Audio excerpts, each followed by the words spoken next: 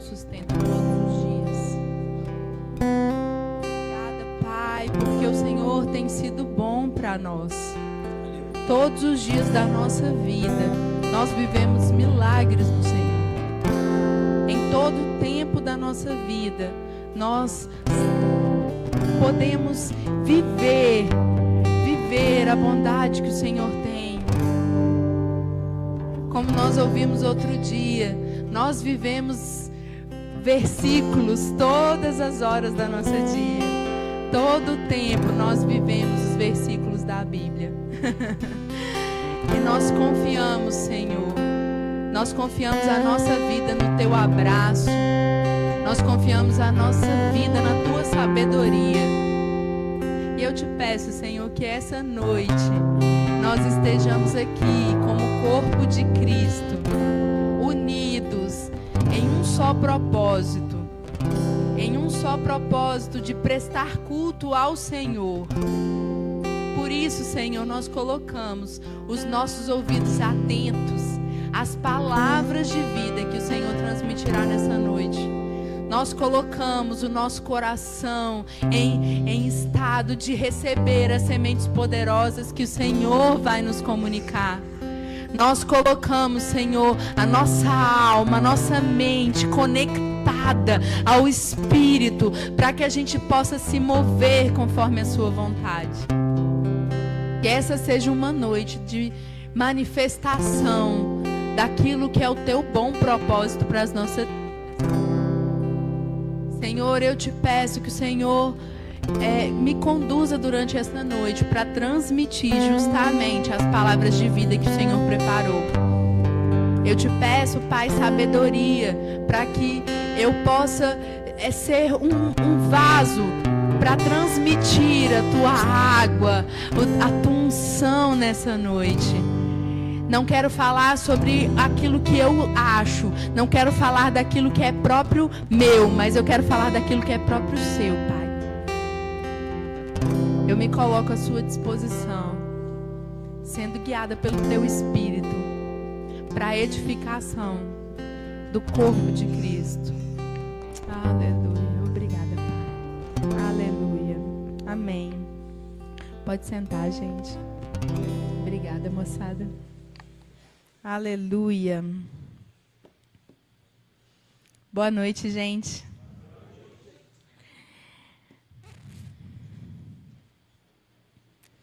Acordei hoje tranquilona, falando assim, olha, já sei o que eu vou falar, já tinha uma ideia de uma coisa que eu gostaria de falar, desde a última vez que eu tive a oportunidade de ministrar aqui. E aí, com sabedoria que eu tenho, eu fui orar hoje de tarde, né, no que eu iria trazer, né, me consagrando ao Senhor, e Ele mudou completamente. Ele me passou instrução para falar sobre outra coisa. E o que eu recebi do Senhor foi para pregar sobre 1 Coríntios 9. 1 Coríntios 9. Estava eu lendo 1 Coríntios 9, e essa é uma passagem que, pessoalmente, eu leio muito na igreja, eu acho. Por diversas vezes, graças a Deus, eu tive a oportunidade de ensinar um pouco sobre isso. E o capítulo 9 dessa primeira carta que o apóstolo Paulo escreve aos Coríntios, ele meio que passa um sabão. Ele começa o capítulo passando um sabão nos Coríntios e falando justamente sobre ofertar na vida daqueles que pregam o Evangelho. E aí ele começa fazendo uma defesa. Versículo 2. Ainda que eu não seja apóstolo para outros, certamente o sou para vocês, pois vocês são o selo do meu apostolado no Senhor. Eu vejo que esse versículo, ele mostra uma intimidade que o apóstolo Paulo tinha com essa igreja. Essa foi uma igreja que ele mesmo fundou, que ele tinha um sentimento de paternidade. E eu acho que é exatamente por isso que ele se sentiu na liberdade de passar um sabão. de falar de uma forma mais incisiva, de correção. Na verdade, toda essa carta aos Coríntios, ela envolve muita correção. O apóstolo Paulo, ele é bem bravo nessa carta, porque aparentemente a igreja dos Coríntios estava meio solta, assim, meio desequilibrada de várias formas. E aqui ele faz uma defesa sobre a contribuição no ministério. E como eu disse, eu já ensinei sobre isso várias vezes nas oportunidades que nós temos de ensinar durante o momento de dízimos e ofertas, e mostrando que é da vontade do Senhor que a congregação sustente aqueles que ministram a palavra. E ele faz toda essa defesa, mostrando que isso é um direito que todos aqueles, né, os apóstolos, os pastores, aqueles que trabalham de forma separada para o ministério, é um direito deles ser sustentado por aqueles que estão ouvindo e crescendo e sendo edificados na congregação. Mas eu não quero me aprofundar muito nisso, porque o que eu quero falar mesmo, o que eu fui inspirada para falar, está a partir do versículo 16. E vamos lá. A partir do versículo 16. Mas é importante a gente ter uma ideia do que está acontecendo aqui nesse capítulo, para entender um pouco do que o apóstolo Paulo traz logo em seguida. Versículo 16 começa assim. Vamos ler do 15, que ele faz uma conexão melhor. Diz assim: mas eu não tenho usado de nenhum desses direitos. Não estou escrevendo na esperança de que vocês façam isso por mim. Prefiro morrer a permitir que alguém me prive deste meu orgulho. Contudo, quando prego o evangelho, não posso me orgulhar, pois me é imposta a necessidade de pregar. Ai de mim, se não pregar o evangelho. E aqui ele começa a falar sobre justamente sobre essa necessidade dele de pregar o evangelho e a forma como ele prega o evangelho. E aí, nesse ponto, antes da gente dar continuidade no texto, eu queria trazer um entendimento sobre isso. Porque eu acho que, muitas vezes, as pessoas se escondem atrás de um sofisma de que quem tem que pregar o evangelho é apenas aqueles que têm os dons ministeriais. Aqueles que a gente chama de pastor, de apóstolo, de profeta. As pessoas, às vezes, se escondem da necessidade de pregar, porque acham que quem tem que pregar são aqueles que têm esses chamados. Nós já aprendemos aqui, e se você está visitando e está chegando agora, e não aprendeu ainda, continua com a gente, que você vai aprender um pouco mais de como funcionam esses dons ministeriais. Sim, o Senhor levanta pessoas, homens e mulheres de Deus, para posições como essas, de pastor, né, de pessoas que têm esse chamado que a gente chama de dons ministeriais. Mas não quer dizer que as pessoas têm a liberdade de não pregar. Não é porque alguns são chamados para esse dom que é única e exclusiva a necessidade dessas pessoas de pregar o evangelho e o resto não precisa. Porque foi nos confiado o ministério da reconciliação a todos nós. Nós todos somos o corpo de Cristo. Como está escrito em 1 Coríntios 12, nessa mesma carta um pouco mais para frente, vocês são o corpo de Cristo. E cada um de vocês, individualmente, é membro desse corpo. Veja que ele está incluindo todo mundo no processo de ser corpo de Cristo. O que Cristo fazia quando ele estava aqui, antes da crucificação, veio como homem? o que Cristo fazia, uma vez que ele subiu, ele compartilhou essa tarefa para o que agora nós chamamos de corpo de Cristo, ou de igreja. O que Jesus fazia como apenas um homem, agora a igreja inteira, espalhada pelos confins do mundo inteiro, faz como corpo dele, como os membros de Cristo. E aí eu queria ler com vocês, lá na segunda carta aos Coríntios, a gente vai voltar para 1 Coríntios 9, porque essa foi a mensagem que o Senhor me confiou para essa noite, mas justamente para a gente embasar isso que eu estou dizendo, de que é papel de todos nós pregar, para que o resto do texto que nós vamos ler aqui de 1 Coríntios 9, você aceite como parte do que você tem que fazer. Então, 2 Coríntios, no capítulo 5, a partir do versículo 17, diz assim: portanto, se alguém está em Cristo, é nova criação.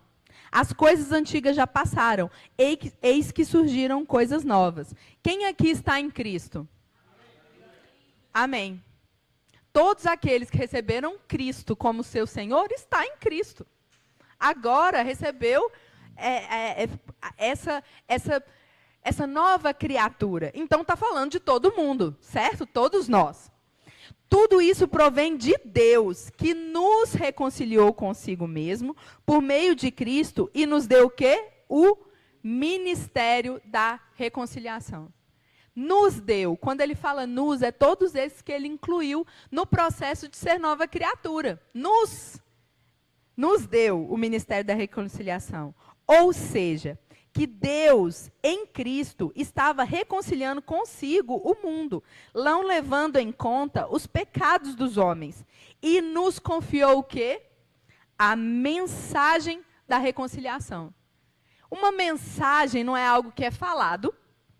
Quando a gente passa uma mensagem, seja uma mensagem falada de forma escrita, ou uma mensagem falada de forma oral, essa mensagem é a pregação, certo? A mensagem que ele está dizendo aqui, mensagem da reconciliação, nada mais é do que a pregar sobre Cristo. Então, isso foi confiado para todos nós. Todos nós temos esse papel de pregar a Cristo. Portanto, todos nós somos embaixadores de Cristo, como se Deus estivesse fazendo o seu apelo por nosso intermédio. Por amor a Cristo, suplicamos, reconciliem-se com Deus. Veja que é exatamente o que eu acabei de ilustrar, dizendo que agora nós somos um corpo. Porque Deus está fazendo isso por nosso intermédio. Eu, por exemplo, estou segurando esse microfone, Natália segura o microfone por intermédio do meu braço e da minha mão. Então, Deus, ele, por nosso intermédio, ele envia qual mensagem? Reconcilie-se com Deus. Deus, a mensagem, reconciliem-se com Deus. Por quê? Porque Deus tornou pecado por nós aquele que não tinha pecado, para que nele nós tornássemos justiça de Deus. É papel de todos nós falar isso, levar essa mensagem, transmitir essa mensagem de todas as formas possíveis. Esse é o nosso papel. Se você não sabe qual é o seu chamado, eu já estou te dizendo qual é o seu chamado. O seu chamado é reconciliar o mundo com Deus. Pode ser que ele te coloque para fazer o seu chamado através de um dom ministerial do pastoreio. Pode ser que ele coloque você para fazer o seu chamado com um trabalho missionário. Pode ser que ele coloque você para você fazer o seu chamado ensinando para crianças. Mas o seu chamado é reconciliar o mundo com Deus e transmitir essa mensagem da reconciliação. Amém? Então voltamos lá para 1 Coríntios 9, nós só lemos até agora o 16. E o 16, o apóstolo Paulo nos mostra que o pregar o evangelho é uma necessidade imposta. Não é negociável.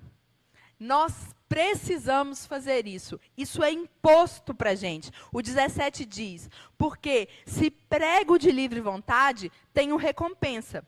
Contudo, como prego por obrigação, estou simplesmente cumprindo uma incumbência a mim confiada. Olha que interessante o que o apóstolo Paulo está dizendo. Ele está dizendo que ele não está pregando porque ele está com vontade de pregar. Ele está dizendo justamente que se ele estivesse pregando porque ele estava com vontade, ele já tinha a recompensa, que é satisfazer a vontade dele.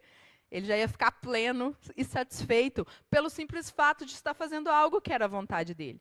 Mas o que ele faz porque ele entende que é uma necessidade imposta, que é uma obrigação. E olha, eu acho isso muito interessante, porque nós somos uma igreja que prega sobre a graça, sobre o amor de Deus, sobre o caráter paternal, né, do nosso Deus, que realmente Ele está interessado no nosso bem, em nos galardoar, em nos dar coisas boas e nos fazer ter uma vida maravilhosa. Nós cremos dessa forma, mas existe um lado do papel do cristão que envolve obrigações, que envolvem coisas que não é necessariamente só o que é a nossa vontade. Existem coisas que a gente não faz por vontade, a gente faz por obrigação. Como ele está dizendo aqui. 18. Qual é, pois, a minha recompensa? Apenas esta, que pregando o evangelho eu o apresente gratuitamente, não usando assim dos meus direitos ao pregá-lo. Esse versículo aqui, ele é chave para toda essa parte do que está dizendo aqui em 1 Coríntios 9. E ele vai destrinchar um pouco mais abaixo do que ele está querendo dizer. Mas vocês se lembram que eu introduzi, mostrando para vocês que ele estava dizendo que ele entendia que era um direito dele receber um sustento pelo que ele pregava. Ele não está se contradizendo aqui no 18, dizendo que essa questão de pregar o evangelho gratuitamente, ele não está dizendo que ele é contra que as pessoas ofertem na vida dele, não. Afinal de contas, ele gastou a outra metade inteira desse mesmo capítulo justamente defendendo que ele concorda que as pessoas deveriam sustentar o ministério de quem prega. Mas, o que ele está dizendo? Ele está dizendo que ele vai pregar um evangelho por uma obrigação que ele precisa fazer, mesmo que ele tenha que abrir mão dos próprios direitos. E isso é uma coisa que é muito importante a gente trazer como um equilíbrio do que a gente prega nessa igreja, e com toda razão, né, do quanto nós somos contra essas regras de não toque, não manuseie, não beba, não coma, não faça isso, uma lista de regras, uma lista de doutrinas e pecados, porque a gente entende que o evangelho tem a lei do amor como regra principal. No último dia 23, pastor Paulo pregou maravilhosamente uma mensagem que eu acho que eles chamaram, peraí, eu até achei ela aqui no YouTube, chama assim, não gostamos de religião. Que ele prega, essa mensagem é maravilhosa, quem não estava aqui e quiser ver no YouTube, essa mensagem é maravilhosa. Justamente embasando essa questão de que nós temos sim, no Senhor, essa lei que é uma lei maior. E aí eu queria aproveitar e ler com vocês, lá em Colossenses 2, que foi um dos textos, inclusive, que foi ministrado nessa pregação que o pastor Paulo falou, justamente para trazer esse ponto, para que a gente traga o equilíbrio para o outro lado, que diz assim, Colossenses 2, portanto, não permitam que ninguém os julgue pelo que vocês comem ou bebem, ou com relação a alguma festividade religiosa, ou a celebração das luas novas, ou dos dias de sábado. Essas coisas são sombras do que haveria de vir. A realidade, porém, encontra-se em Cristo. Não permitam que ninguém que tenha prazer numa falsa humildade e na adoração de anjos os impeça de alcançar o prêmio. Tal pessoa conta detalhadamente suas visões e sua mente carnal a torna orgulhosa. Trata-se de alguém que não está unido à cabeça, a partir da qual o corpo sustentado e unido por seus ligamentos e juntas efetua o crescimento dado por Deus. Já que vocês morreram com Cristo para os princípios elementares deste mundo, por que, como se ainda pertencessem a Ele, vocês se submetem a regras? Não manuseie, não prove, não toque. Todas essas coisas estão destinadas a perecer pelo uso.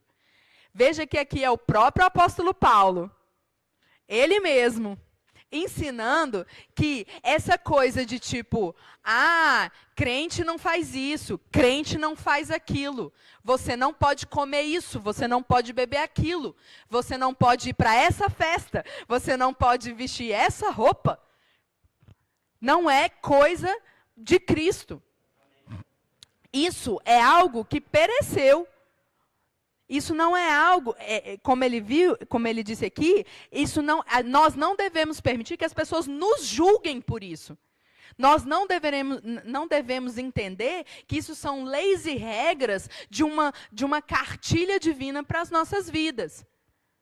E nessa igreja, irmãos, a gente às vezes é muito conhecido por ser uma igreja do pode tudo. Infelizmente, o verbo da vida às vezes é conhecido dessa forma. Aqueles que não sentam nessas cadeiras e não ouvem todas as vitaminas que são entregues, pegam só umas pinceladas do que é dito, muitas vezes nos condenam dizendo que nós somos a igreja do que pode tudo. Mas olha, quem está dizendo aqui é o apóstolo Paulo. E é parte de uma carta que consta dentro da Bíblia. Não sou eu que estou dizendo, é a Bíblia que diz isso. Então, a gente precisa ficar com o que é bíblico. O que a nossa igreja na verdade, é uma igreja focada no que a Bíblia ensina. E se está na Bíblia, a gente vai seguir. A gente não vai falar o contrário. Mas é muito legal, cada vez que eu estudo mais sobre a palavra de Deus, que eu me esmero no Evangelho, eu consigo perceber que uma coisa que o nosso Deus ele é equilibrado. Ele não quer que nós façamos as coisas de forma exagerada para lado nenhum. E, principalmente, que a gente não faça as coisas sem entendimento de por que nós estamos fazendo. As nossas atitudes certamente serão equilibradas, mas também serão conscientes. A gente não vai fazer porque simplesmente alguém mandou. Porque disseram para mim que não podia comer disso. Não, nós vamos fazer com entendimento. Porque é isso que ele disse aqui. Porque agora nós morremos para os princípios elementares desse mundo. Então a gente submete agora a lei de Cristo, que é a lei do amor. E voltando lá em 1 Coríntios 9, onde que a gente estava? 18, né? Que é um dos versículos-chave, né? Para essa parte. Essa questão dele dizendo, eu apresente gratuito, não usando assim dos meus direitos ao pregá-lo. Aí o 19, porque, embora seja livre de todos, fiz-me escravo de todos, para ganhar o maior número possível de pessoas.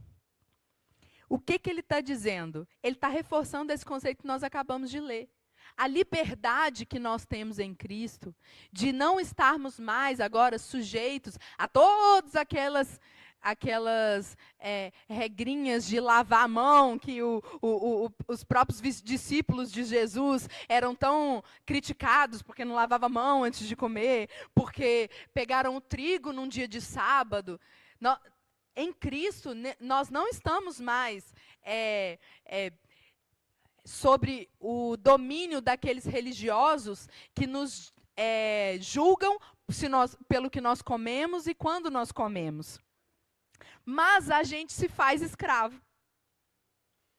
E olha só o que ele quis dizer. Para ganhar o maior número possível de pessoas. Versículo 20. Tornei-me judeu para os judeus, a fim de ganhar os judeus. Para que os que estão debaixo da lei, tornei-me como se estivesse sujeito à lei, embora eu mesmo não esteja debaixo da lei, a fim de ganhar os que estão debaixo da lei. O que ele está dizendo? Que ele, às vezes, para alcançar aqueles que ele quer alcançar, eles se submetem à lei. A lei que ele tem o direito de não se submeter. Para os que estão sem lei, tornei-me como sem lei, embora não esteja livre da lei de Deus, e sim sobre a lei de Cristo, a fim de ganhar os que não têm a lei. Para com os fracos, tornei-me fraco, para ganhar os fracos. Tornei-me tudo para com todos, para de alguma forma salvar alguns. O que ele está dizendo aqui? Que ele não vai medir esforços, que ele topa se limitar para alcançar e levar a mensagem da reconciliação. Em 1 Coríntios 8, que é um capítulo antes, vamos subir lá um pouquinho.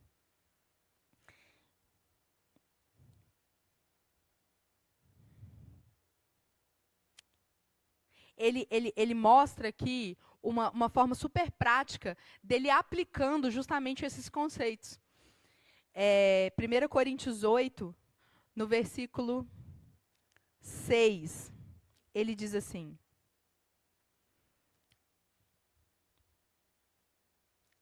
para nós, porém, há um único Deus, o Pai, de quem vêm todas as coisas e para quem vivemos, e um só Senhor, Jesus Cristo, por meio de quem vieram todas as coisas e por meio de quem vivemos. Então, no versículo 6, ele está trazendo esse negócio. Olha, eu só presto conta para Deus.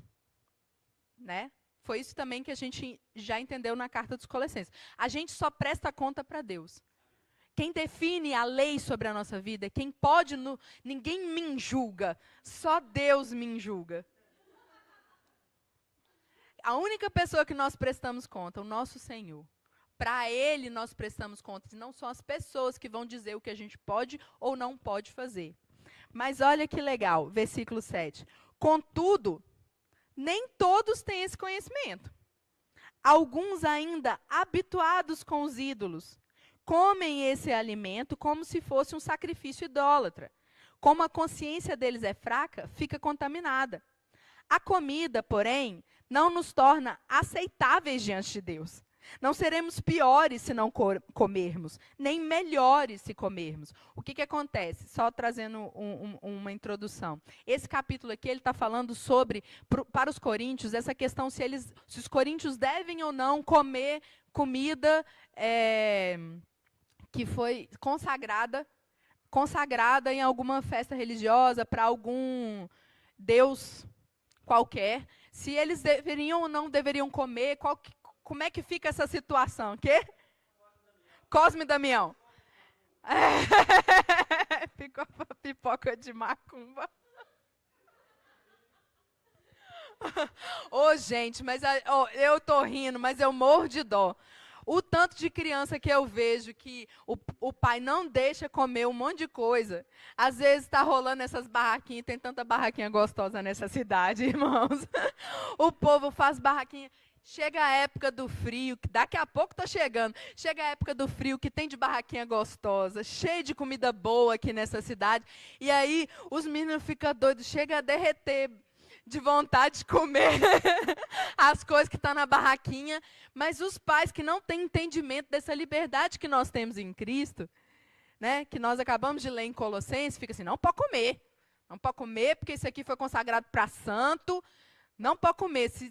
Se ganha um pacotinho de balinha, tem que jogar tudo fora. Porque não pode comer, que está consagrado para o santo. E como está muito claro aqui em 1 Coríntios, não seremos piores se não comermos, nem melhores se comermos. Contudo, tenham cuidado, para que o exercício da liberdade de vocês não se torne uma pedra de tropeço para os fracos. Pois, se alguém tem a consciência fraca, vir você, que tem esse conhecimento, comer um templo de ídolos, não será induzido a comer do que foi sacrificado a ídolos? Assim, esse irmão fraco, por quem Cristo morreu, é destruído por causa do conhecimento que vocês têm. Quando você peca contra os seus irmãos, dessa maneira, ferindo a consciência fraca deles, peca contra Cristo. Portanto, se aquilo que eu como leva o meu irmão a pecar, nunca mais comerei carne, para não fazer meu irmão tropeçar. Mais uma vez, o apóstolo Paulo está nos dando um exemplo de que ele topou se privar daquilo que ele tinha liberdade para fazer, por amor àqueles que ele gostaria de alcançar. E aí, eu queria trazer para a nossa situação aqui, para que a gente possa pensar como que isso funciona na prática, na minha vida. Porque se eu sou embaixadora de Cristo, eu preciso utilizar todos os recursos que eu tiver na minha vida para alcançar aqueles que eu preciso alcançar. Para ser um bom exemplo para aqueles que eu tenho sido a carta viva que eles têm lido. Então, irmãos, se nós não somos julgados pelo que nós comemos ou pelo que nós bebemos, nós podemos e devemos nos limitar se a gente vê que isso vai causar alguma coisa para alguém. Por exemplo, sabe um negócio que às vezes a gente tem dificuldade de explicar? Quem aqui está fazendo rema? Ó, vários alunos do rema. Zorrinho, eu celebro com ele, gente, porque ele é o nosso aluno, é um aluno 100%, pelo menos primeiro ano. Vem em todas as aulas, não perdeu uma aula. Pois é, no rema, por exemplo, a gente tem uma lista de regras de como o rema precisa acontecer. Vocês sabem, né, gente? O rema tem várias regras de como as coisas precisam acontecer. E muitas vezes eu vejo várias pessoas implicando, dando trabalho para a monitoria, porque simplesmente não quer deixar de usar uma blusa assim, um sapato assado, uma saia de determinada forma. Não é, professor?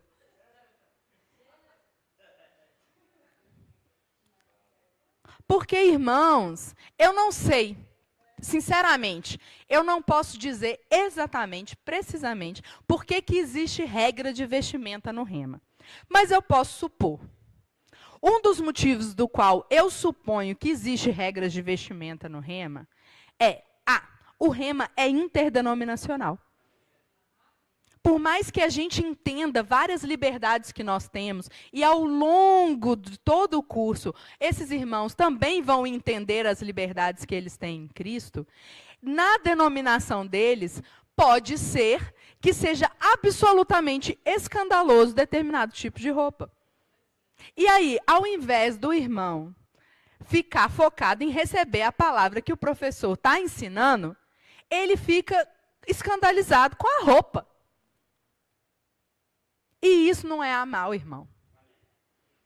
Causar isso na vida de outra pessoa não é amar.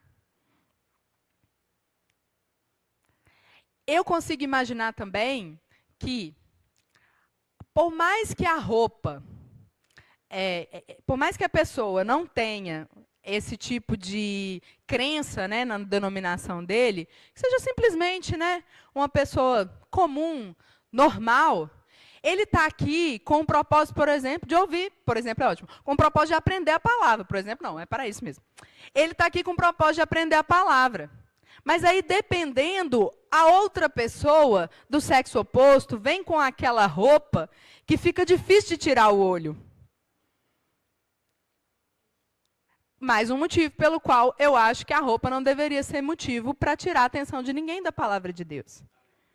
E eu estou falando de vestimenta. Isso quer dizer que agora a gente vai colocar a regra na nossa igreja, ó, tem que vir de saia, não pode cortar o cabelo, tem que...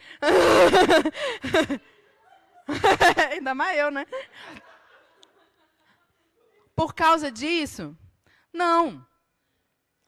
Por quê? Porque a gente acredita que uma vez entendendo isso, Colossenses, mais essa parte que nós estamos aprendendo aqui em Coríntios, você vai conseguir temperar a sua vida de forma que roupa não vai te impedir de empregar a palavra. E nem nada.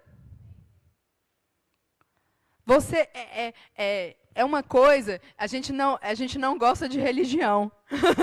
Mas tem muita gente que não gosta de igreja, que detesta ouvir uma pregação como essa que eu estou falando. Porque as pessoas querem que elas querem ter Jesus, mas não ser limitadas em absolutamente nada.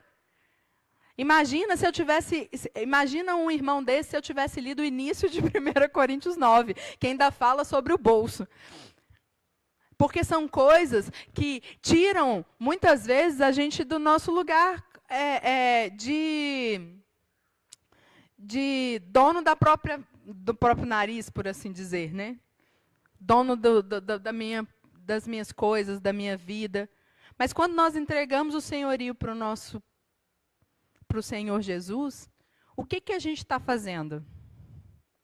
O que a gente está fazendo quando a gente entregou nossa vida para o Senhor Jesus? A gente está dizendo, você sabe muito melhor como é que faz as coisas do que eu. E isso inclui, inclusive, as coisas no qual nós somos limitados.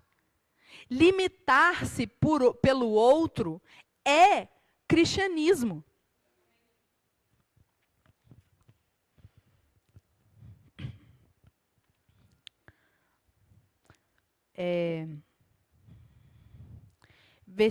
O que a gente acabou de ler, né? Coríntios 8:13. Se aquilo que eu como, que eu faço, que eu uso, que eu falo, como eu me porto, leva o meu irmão a pecar, nunca mais comerei, beberei, falarei, viverei, me portarei, para não fazer o meu irmão tropeçar. E essa é a nossa lei. Essa é a lei de Cristo. O Senhor Jesus nos deu um mandamento. Amar as pessoas como Ele nos amou. Porque a primeira vez que... Eu acho muito legal a construção do pensamento. O Senhor Jesus, ele fala... A primeira vez que ele fala esse mandamento, ele fala, ame o outro como a si mesmo. E aí ele vai evoluindo. Ele vai aumentando assim. Talvez ele tenha percebido que talvez isso não quis dizer exatamente o que ele gostaria de dizer. Porque justamente, por exemplo, às vezes a gente é muito condescendente com a gente mesmo, né? Então, ou às vezes a gente tem baixa autoestima e a gente nem gosta tanto da gente mesmo. O mandamento do Senhor Jesus é amar os outros como Ele nos amou. E como o Senhor Jesus nos amou? Como que foi a forma que Jesus nos amou? Para começar, Ele era Deus. E Ele topou vir para esse lugar, que a gente sabe muito bem, que é cheio de mazela, viver como um homem num corpito de carne, viveu aqui por 33 anos, vê se não é sair da zona de conforto, vê se não é se limitar. Ele se limitou por amor a todos nós. E ele se limitou para sempre. Porque depois que o Senhor Jesus morreu naquela cruz, ele morreu como homem e ele ressuscitou em corpo. E hoje ele mora lá no céu em corpo glorificado. Ele nunca mais deixou de ser homem. Ele se mudou para sempre. Não que agora ele tenha limitações como nós temos, né? De espaço físico, de ciência, né? ele tem a ciência de tudo completo. Mas esse é o amor, o mandamento, a lei pela qual nós vivemos. A lei de Cristo que nós lemos lá em 1 Coríntios 9, 21. Embora não esteja livre da lei de Deus, e sim sobre a lei de Cristo. A lei de Cristo é este único mandamento, de que a gente ame conforme Cristo nos amou. Cristo não negou, não mediu esforços para a pregação do Ministério da Reconciliação, a ponto de morrer numa cruz. Na nossa vida, até que ponto a gente realmente nos entregou a Cristo? Porque eu sei que é desconfortável. Vai por mim. Na posição de pastoreio, né, de esposa de pastor, a gente tem certas limitações muito maiores. A gente não tem, não, peraí, não vou atender esse irmãozinho aqui agora não, que eu saí da minha hora de trabalho. Não que eu não tenha direito a um descanso. Certamente eu tenho. Mas eu vou deixar um irmão perecer? Eu vou deixar de responder um irmão que está na urgência? Sei lá, está passando por uma necessidade? Não vou. A gente fica 24 horas conectado. Não que eu não tenha direito a um descanso, a umas férias. E várias coisas a gente precisa ser exemplo. Eu tenho ainda alguns minutinhos para a gente encerrar. Mas, assim, por exemplo, uma coisa que eu acabei fazendo muito por mim foi mudar completamente a minha forma de vestir. Já que a gente falou de roupa hoje, né? Eu era uma pessoa que andava basicamente de calça jeans, blusinha de algodão e sapatilha. Era o meu básico, era a minha vida. Era assim que eu andava por aí. Mas eu percebi que, por amor à congregação e às minhas irmãs, eu precisava ser inspiração para elas. E vou te dizer um negócio, direto dá uma vontade de não arrumar. Tem dia que você acorda, tipo, nó, queria botar minha calça jeans, minha sapatilha, minha blusa de algodão e ir para o culto. Mas eu preciso. Eu faço isso por amor. Eu faço isso para mostrar, por exemplo, para diversas mulheres que acreditam que se elas não estiverem sensualizando, elas não estão bonitas. Mas existe uma forma de você vestir sem você necessariamente ficar causando, mas que seja bonito. E aí, eu me lembro disso. E aí eu me lembro disso, eu preciso ser um exemplo. Eu preciso mostrar isso na prática. E aí eu me privo do direito de fazer isso. Outro dia uma irmã virou para mim e falou assim, que ela saiu de casa toda zoada. Aí que na hora que ela chegou onde ela estava chegando, ela parou lá na porta, ela olhou para si mesma e falou assim, nossa, a Nath nunca teria vindo aqui assim. É um exemplo bobo, mas é algo que a gente faz por amor, até nas pequenas coisas. Eu fiquei muito feliz no dia que ela me contou isso. Eu falei, glória a Deus, está funcionando, tá vendo? Vamos manter o bom trabalho. Não vamos deixar a peteca cair, nunca mais calça jeans e sapatilha. Brincadeira. Mas, enfim, essa eu acho que é a mensagem que o apóstolo Paulo termina aqui em 1 Coríntios 9. Que a gente... 1 Coríntios 9, a gente parou onde? A gente chegou a 22, não chegou? Para com os fracos, tornei-me fraco. Para ganhar os fracos. Tornei-me tudo, para com todos, para de alguma forma salvar alguns. Faço tudo isso por causa do Evangelho, para ser coparticipante dele. Vocês não sabem que, de todos os que correm no estádio, apenas um ganha o prêmio? Corram de tal modo que alcancem o prêmio. Todos os que competem nos jogos se submetem a um treinamento rigoroso para obter uma coroa que logo perece. Mas nós o fazemos para ganhar uma coroa que dura para sempre. Amém? É sofrido às vezes. Assim como o treinamento de um atleta. Um atleta treina porque ele se propôs a alcançar aquele objetivo, alcançar a coroa. Nós, como embaixadores de Cristo, nós temos um trabalho. E nós devemos ser como aqueles que se submetem a um treinamento rigoroso. Manter a boca no lugar, né? As palavras dentro da boca. Nos limitar naquilo que a gente poderia estar fazendo é parte do nosso treinamento. É algo que a gente semeia para o amor de Deus. Mas para quê? Para que a gente ganhe uma coroa que dura para sempre. Talvez essa mensagem, hoje em dia, ela perdeu um pouco da sua força. Eu sinto que a gente está...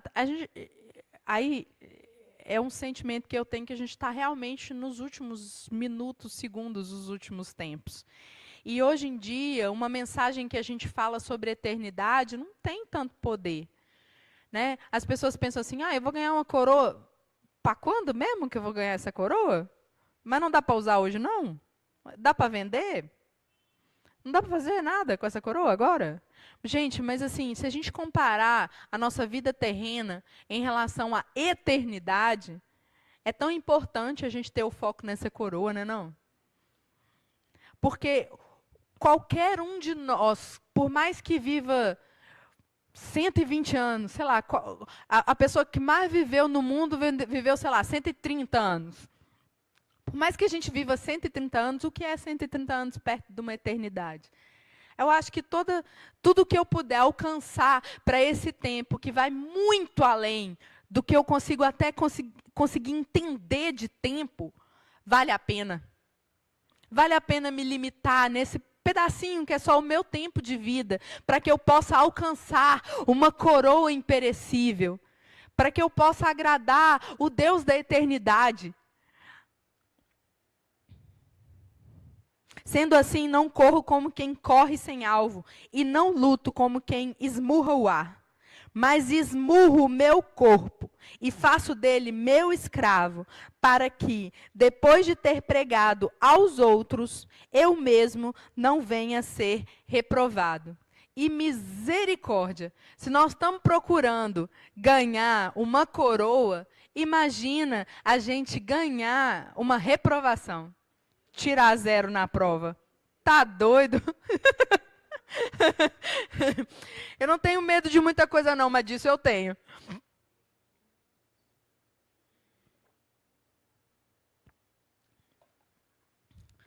Porque a chave de tudo isso é o que eu faço e por que eu faço. De tudo isso que eu digo é do Evangelho. De tudo que eu falei essa noite também. Mas a chave do Evangelho é o que eu faço e por que eu faço. Eu posso, diante disso aqui, ter exatamente a mesma atitude que os religiosos. Diante de uma regra dessa, eu posso estar vestida exatamente como um religioso, fazendo exatamente as mesmas coisas. Mas qual é a diferença? A diferença é que eu vou estar fazendo isso entendendo que qualquer limitação foi imposta por mim mesmo, no objetivo de pregar um evangelho de forma mais eficaz.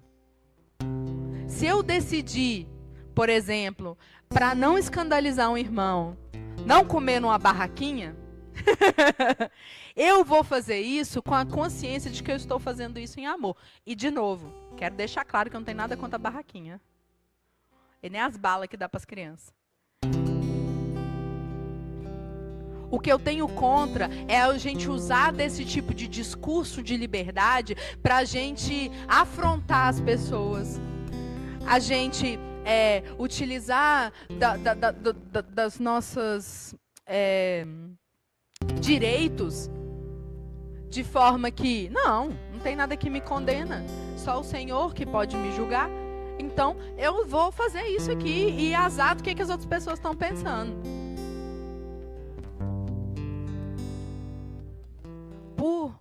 Por amor aos outros, eu lhe suplico que a gente busque o que ter a consciência de que as nossas atitudes estão sendo observadas. Eu, antes de ser crente, eu tinha um preconceito violento com crente. Eu detestava os ditos evangélicos. E às vezes, muitas vezes, por atitudes das pessoas que não observaram que a conduta dela era mais importante, né? Era tão importante quanto aquilo que ela estava tentando me pregar, aquilo que ela estava tentando me passar.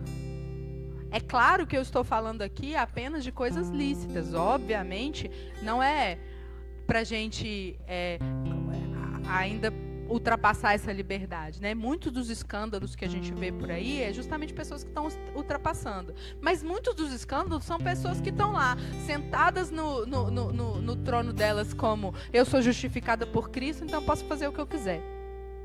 E posso pisar em quem eu quiser. Posso fazer o que eu quiser. Não importa quem esteja olhando, quem esteja perto de mim. Amém? Nós nos fizemos escravos. Não somos escravos porque alguém nos escravizou, mas porque nós entregamos a nossa vida e nós agora temos um Senhor e servimos a Ele. Amém? Vamos orar.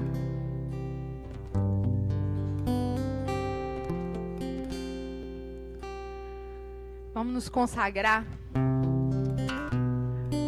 Senhor, nós entregamos de coração a nossa vida a você.